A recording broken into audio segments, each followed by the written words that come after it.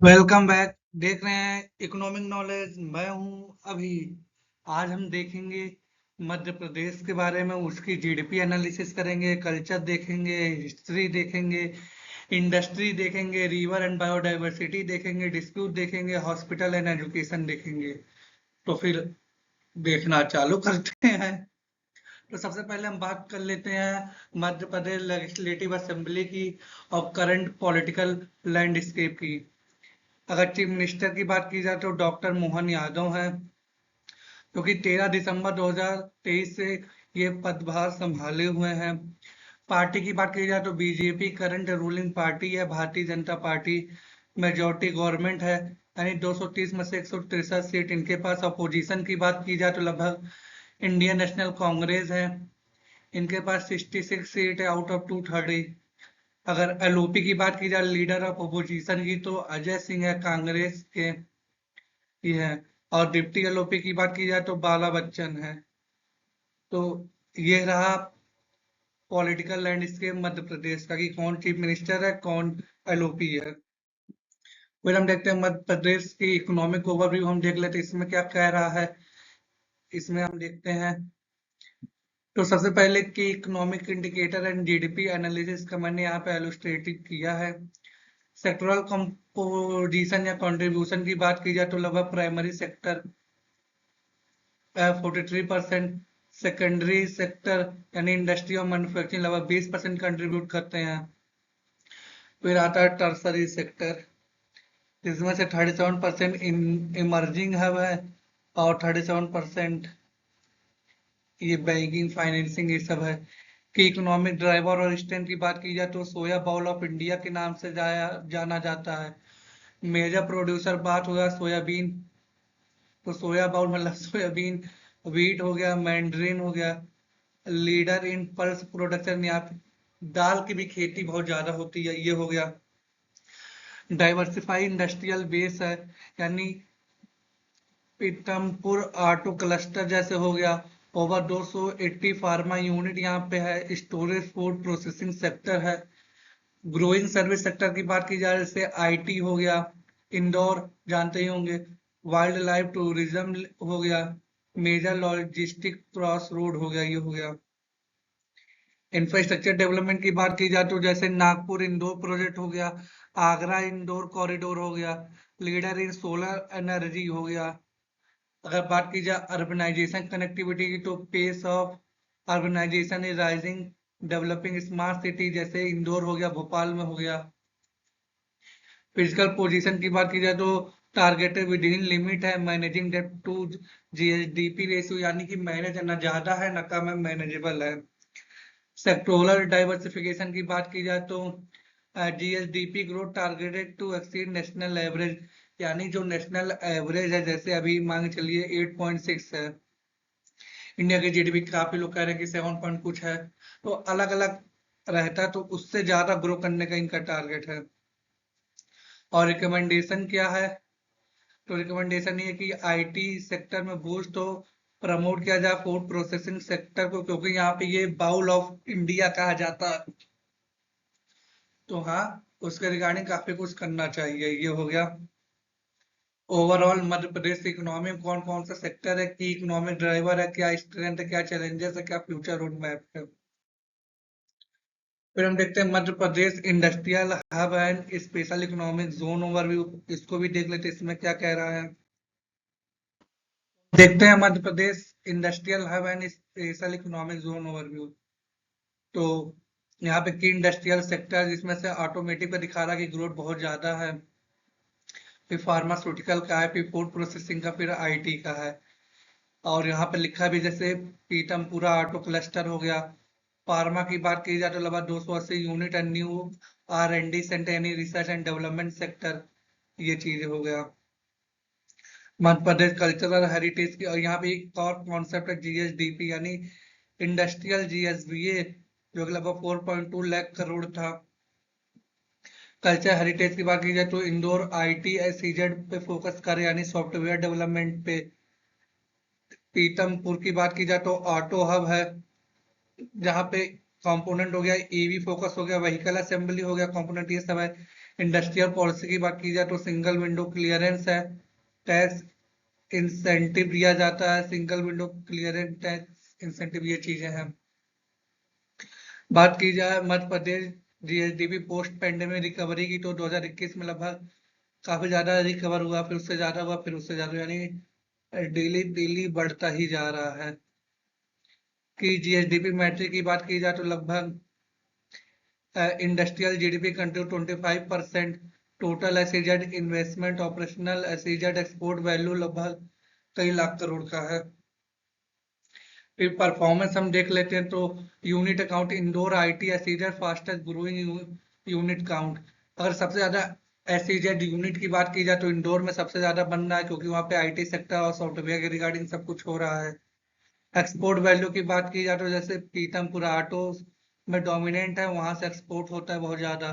तो ये था इंडस्ट्रियल क्लस्टर और जोन मध्य प्रदेश का। यहाँ पे मैंने मध्य प्रदेश में भी दिखा दिया पीतमपुरा, यानी यहाँ पे भोपाल वाला ये क्षेत्र है, ये जबलपुर वाला है, मिनरल बेस्ड इंडस्ट्री है यहाँ पे, ये ग्वालियर है, ये Dewas engineering special economic zone है, मंदीदीप अपिरल स्पेशल इकोनॉमिक जोन है, ये इंदौर आईटी एसईजेड है। तो हाँ, ये रहा पूरा मैप में, होप समझ लीजिएगा। फिर हम देखते हैं industrial landscape of Madhya Pradesh. तो वो मैंने बात किया था पीछे, तो इसमें भी हम कुछ और देख लेते हैं जो कि बचा हुआ, जैसे जबलपुर का मिनरल एंड डिफेंस, ये मैंने बात नहीं की थी, इसको भी हम देखते हैं। तो जबलपुर में मिनरल और डिफेंस के रिगार्डिंग काफी कुछ होता है। भोपाल और मंडी डीप में बात की जाए तो इंजीनियरिंग और एग्रो प्रोसेस होता है। इंदौर का मैंने प्रीवियस बता रखा है कि पीतमपुरा यानी ऑटोमेटिव और फार्मा हब के लिए जाना जाता है। ग्वालियर टेक्सटाइल और फूड प्रोसेसिंग के, Dewas other chemical and leather के लिए जाना जाता है। सिंगरौली रेवा पावर प्लांट और सीमेंट के लिए जाना जाता है। जबलपुर तो मार्बल क्वारी और डिफेंस का था। ये था, कह सकते हैं काफी डिस्ट्रिक्ट में अलग अलग चीज प्रेजेंट है, जो कि दिखाता है कि हाँ, मध्य प्रदेश में काफी डाइवर्सिफाई इंडस्ट्रियल सिस्टम है जो कि चल रहा है। तो मैंने पीछे भी कुछ इंडस्ट्री की बात की थी, इसमें भी कुछ इंडस्ट्री की बात की, वो समझ गए होंगे। तो यहाँ पे सेक्टर कंट्रीब्यूशन भी है कि हाँ, टेक्सटाइल का 28% है, ऑटोमोटिव का 22 है, फार्मा का 18 है, मिनरल बेस का 16 है, एग्री प्रोसेसिंग का इतना है, अदर का 4 इतना है। फिर हम hospital and health care overview देख लेते हैं मध्य प्रदेश का कि हाँ, हॉस्पिटल और हेल्थ केयर में क्या क्या काम चल रहे हैं। तो हम सेक्टर कंट्रीब्यूशन की बात की जाए तो हेल्थ केयर सेक्टर में तो लगभग गवर्नमेंट का सबसे ज्यादा है स्पेंडिंग, फिर प्राइवेट का है, फिर पब्लिक प्राइवेट का है, फिर अदर का है। यानी गवर्नमेंट हॉस्पिटल पे काफी ज्यादा वो खर्चा हो रहे हैं। Hospital bed by type and district देख लेते हैं तो गवर्नमेंट का सबसे ज्यादा है, फिर है जबल ग्वालियर देवास है, फिर स्पेशलिटी है, ये हो गया। और गवर्नमेंट हॉस्पिटल की बात की जाए तो लगभग 508 भोपाल में है सबसे ज्यादा, शायद जहां तक मैं डेटा के हिसाब से बता पा रहा हूँ। नहीं नहीं, ये गवर्नमेंट अलग है, ये हॉस्पिटल है। ये कुछ डेटा कि हाँ, इतने हॉस्पिटल शायद प्रेजेंट है कि 508 भोपाल में, ग्वालियर में 300, इंदौर में 100, और ये चीजें हैं।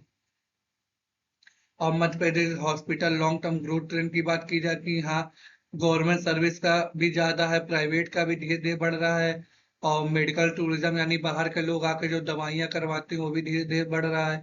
अगर मेन ईपी सेंटर की बात की जाए तो हॉस्पिटल के रिगार्डिंग और हेल्थ केयर के रिगार्डिंग, जैसे ग्वालियर हो गया, जबलपुर हो गया, भोपाल हो गया, इंदौर हो गया, ये सब रीजन है। यहाँ पे एमपी हेल्थ केयर सेक्टर के बारे में कहा जाए तो स्ट्रेंथ है, मेडिकल टूरिज्म है, और रिसर्च एंड डेवलपमेंट चल रहा है, क्योंकि 280 प्लस यूनिट यहाँ पे है। इकोनॉमिक कॉम्प्लीशन की बात की जाए तो 36 इकोनॉमिक कॉम्प्लीशन हुआ है। इकोनॉमिक कॉम्प्लीशन की बात की जाए तो लगभग 23,000 करोड़ का रिसर्च एंड डेवलपमेंट पे इन्वेस्टमेंट किया गया है। अगर हेल्थ केयर सिस्टम की और बात की जाए तो टूरिज्म हो गया, मेडिकल टूरिज्म, आप लोग जानते होंगे कि अब बाहर बहुत ज्यादा कॉस्ट आती है, इंडिया में अगर जांच कराए तो काफी कम आती है, क्योंकि यहाँ पे बहुत सस्ते में सब कुछ होता है। ये चीज हो गया है। हाँ, तो यही बेसिक चीज था कि हाँ, हेल्थ केयर और हॉस्पिटल में गवर्नमेंट बहुत ज्यादा फोकस कर रही है और इम्प्रूव कर रही है डे टू डे, यही चीज था। फिर हम देखते हैं रिवर एंड बायोडाइवर्सिटी और मध्य प्रदेश इसमें क्या कह रहा है। तो रिवर एंड बायोडाइवर्सिटी और मध्य प्रदेश की बात की जाए तो सबसे पहले हम रिवर सिस्टम मैप और उसके पास देख रहे थे। झेलम हो गया, बेतौल हो गया, नर्मदा हो गया, चेनाब हो गया। अरे भाखड़ा डैम तो ये जानते होंगे कि हाँ यहाँ पे झेलम नदी पे बना है ये चीज। नर्मदा इंदिरा डैम भी यहाँ पे है, इंदिरा सागर डैम यहाँ पे है। और यहाँ पे मेन रिवर की बात की जाए तो नर्मदा है। ये बेतवा इसकी ट्रिब्यूटरी हो गया, सन भी हो गया, चंबल भी हो गया, ये चीजें हैं। रिवर लेंथ की बात की जाए तो नर्मदा सबसे बड़ी रिवर है मध्य प्रदेश में, फिर बेतवा आती है, फिर चंबल आती है, फिर सन आती है। तो और नर्मदा को हम life line of Madhya Pradesh भी कह सकते हैं। बायोडाइवर्सिटी की बात की जाए तो state protected area by type यानी नेशनल पार्क है, वाइल्ड लाइफ सेंचुरी है, टाइगर रिजर्व भी है और बायोस्फीयर रिजर्व भी है। ये चीजें हो गई। की स्पीसीज हैबिटाट की बात की जाए तो स्टेट वर्ल्ड यानी पैराडाइज फ्लाई कैचर है। और फिर डियर में बात की जाए तो 12 सिंघा प्रेजेंट है। और मछली यानी मछली ब्रीडिंग में बात की जाए तो ये डॉल्फिन भी प्रेजेंट है। और फिर स्टेट एनिमल ये हो गया। की स्पीसीज और हैबिटाट की बात कर लेते हैं जो कि बायोडाइवर्सिटी में मध्य प्रदेश आता है, जैसे पन्ना नेशनल पार्क हो गया, कान्हा टाइगर रिजर्व हो गया, पेंच वुल्फ बायोडाइवर्सिटी हो गया, नर्मदा रिवर हो गया, और फिर बंधवगढ़ नेशनल पार्क हो गया, फिर सतपुरा टाइगर रिजर्व हो गया बायोडाइवर्सिटी, फिर लेपर्ड पार्क है, फिर स्लॉट डियर, फिर एलिफेंट है, ये चीजें हैं। फिर हम कंजर्वेशन एंड चैलेंजेस से फर्क लेते हैं। मेजर थ्रेट जैसे हैबिटाट लॉस, फ्रेगमेंटेशन यानी कि हैबिटाट का काफी ज्यादा लॉस हो रहा है, इलीगल माइनिंग चल रही है बहुत ज्यादा, यानी क्योंकि मध्य प्रदेश नेचुरल रिसोर्सेस वाला स्टेट है। तो हाँ माइनिंग प्रॉपर हो भी रही है, लेकिन हाँ काफी बार इलीगल माइनिंग की वजह से भी लॉस हो रहा है। और फिर ह्यूमन वाइल्ड लाइफ कॉन्फ्लिक्ट, अब जंगले सारे कट जा रहे हैं तो जानवर रहेंगे क्या, गाँवों में शहरों में जा रहे हैं, इसकी वजह से ह्यूमन वाइल्ड लाइफ कॉन्फ्लिक्ट बढ़ती जा रही है। हाँ ऐसा नहीं है कि सरकार ने कोई इनिशिएटिव नहीं लिया, सरकार ने कुछ इनिशिएटिव भी लिया, जैसे प्रोटेक्टेड एरिया एक्सपेंशन, यानी जो एरिया प्रोटेक्टेड थे उनको और बढ़ाया गया उनका डायमीटर की। हाँ पहले ये 2 किलोमीटर तक का था, अब 3 किलोमीटर में प्रोटेक्टेड रहेगा। फिर अब प्रोजेक्ट टाइटल इन्हेंसमेंट लाया गया कि हाँ टाइगर की आबादी बढ़ाने के लिए प्रोजेक्ट लॉन्च किया गया है। फिर इको टूरिज्म डेवलपमेंट पे फोकस किया गया, ये हो गया। फिर हम फ्यूचर रोड मैप देखते हैं, यानी फॉरेस्ट वेस्ट लाइवलीहुड की तैयारी हो रही है, ग्रीन कॉरिडोर डेवलपमेंट की बात चल रही है, सस्टेनेबल एग्रीकल्चर की बात चल रही है, और नेचुरल एजुकेशन की बात चल रही है कि हाँ सब कुछ जानने को मिले कैसे क्या काम करता है। तो ये था पूरा रिवर और बायोडाइवर्सिटी और मध्य प्रदेश हो, कुछ आपको समझ में आया होगा। आया है तो लाइक करिए, सब्सक्राइब करिए, शेयर करिए, जो मन करे वो करिए, मन करे तो सब्सक्राइब भी कर सकते हैं अगर कंटेंट अच्छा ना लगे। कोई भी प्रॉब्लम हो कमेंट में पूछिए, मैं बताने के लिए बैठा हूँ आपके सामने। फिर हम टूरिज्म देख लेते हैं मध्य प्रदेश का कि हाँ इसका क्या रोल है मध्य प्रदेश में। तो पहले ही मैंने बताया था कि मेडिकल टूरिज्म एक इम्पोर्टेंट है ही।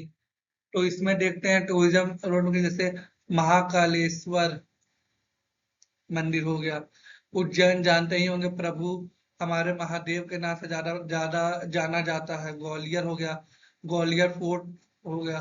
फिर बंधागढ़ हो गया, सॉरी अगर मैं प्रोनाउंसिएशन नहीं कर पा रहा। फिर स्तूपा है, टाइगर रिजर्व है, इंदौर राजवाड़ा भी जा सकते हैं, जबलपुर का मार्बल रॉक भी देख सकते हैं। तो हाँ कहा जाए अगर टॉप टूरिस्ट अट्रैक्शन की बात की जाए तो खजुराहो टेम्पल है, स्कल्पचर, सांची स्तूपा है, कान्हा टाइगर रिजर्व है वाइल्ड लाइफ, फिर हम मार्बल रॉक, जबलपुर और रिवर घोरगा, ये चीजें हो गई। विजिटल पोस्ट फुटबॉल की बात की जाए बाई डिस्ट्रिक्ट तो इंदौर उज्जैन में सबसे ज्यादा लोग आते हैं, क्योंकि वहां पे हमारे प्रभु महादेव जी का है। फिर दूसरे नंबर पे भोपाल पे लगभग 15 लाख आते हैं टूरिज्म, पहले पे 20 लाख आते थे, फिर 15 लाख। फिर ग्वालियर में विजिट करते हैं 10 लाख। फिर छतरपुर खजुराहो में लगभग 8 लाख आते हैं, फिर जबलपुर रॉक वाला देखने जाते हैं लगभग 5, 6, 7 लाख। तो ये था विजिटर का फुटफॉल, यानी इतने लोग आ रहे हैं, कहाँ कहाँ जा रहे हैं। मंथली विजिटर की बात किया तो मार्च में पीक पे रहता है, फिर मई तक का ये लगभग गिर जाता है, अक्टूबर में और गिर जाता है कि हाँ सबसे ज्यादा मार्च में ही भीड़ रहती है विजिटर, ताकि डोमेस्टिक सबसे ज्यादा आते हैं, फिर इंटरनेशनल लगभग 30% कंट्रीब्यूट करते हैं।